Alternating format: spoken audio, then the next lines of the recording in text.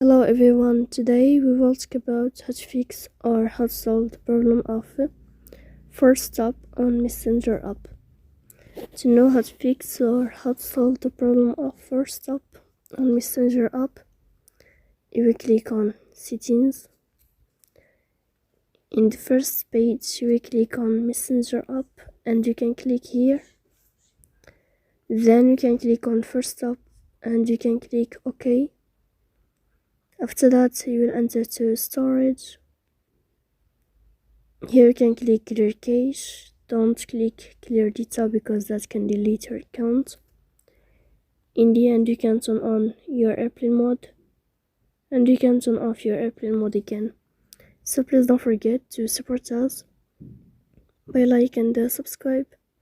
See you next time in another video, and thank you for your attention and your watching.